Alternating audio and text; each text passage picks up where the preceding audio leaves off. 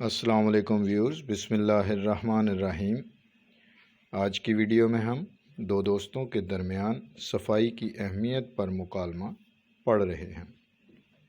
تمہیدی منظرنامہ صابر اور آصف ہیں۔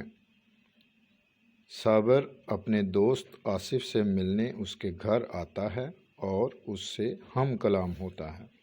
صابر: السلام علیکم۔ آصف: وعلیکم السلام۔ آؤ صابر بھائی، کیسے ہو؟ صابر: الحمدللہ میں ٹھیک ہوں، آپ بتائیں کہ اتنے گندے کپڑے آپ نے پہن رکھے ہیں، خیریت تو ہے؟ آصف: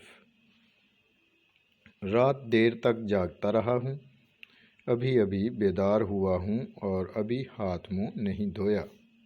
صابر: آپ کی حالت دیکھنے سے یوں محسوس ہوتا ہے کہ آپ صرف عید پر نہاتے ہو۔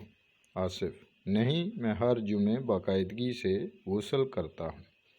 صابر: جناب بلا ناغہ غسل کیا کرو۔ آصف: میرے گھر میں گرم پانی دستیاب نہیں۔ صابر: آپ لکڑیاں جلا کر پانی گرم کر لیا کرو اور روزانہ نہایا کرو۔ آصف: میں آئندہ بلا ناغہ غسل کروں گا۔ آصف: میں بہت شرمندہ ہوں، آج ہی سے انفرادی اور اجتماعی دونوں سطح پر صفائی کا خیال رکھوں گا۔ ویڈیو کے نیکسٹ پیج تک میں آپ سے ایک ریکویسٹ کرنا چاہتا ہوں۔ میں آپ کا بہت شکر گزار ہوں کہ آپ بہت لگاؤ سے ویڈیو دیکھتے ہیں، مگر چینل کو سبسکرائب کرنا بھول جاتے ہیں، تو کائنڈلی چینل کو سبسکرائب ضرور کیجئے تاکہ ہر نئی آنے والی ویڈیو آپ تک بآسانی پہنچ سکے۔ صابر: بہت خوب، مجھے امید ہے کہ آئندہ جب میں ملنے آؤں گا تو صاف ستھرے کپڑوں میں آپ کو حشاش بشاش دیکھوں گا۔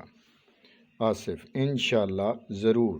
صابر: اب مجھے اجازت دیجیے، میں چلتا ہوں، دیر ہو رہی ہے۔ آصف: ٹھیک ہے، خدا حافظ۔ صابر: خدا حافظ۔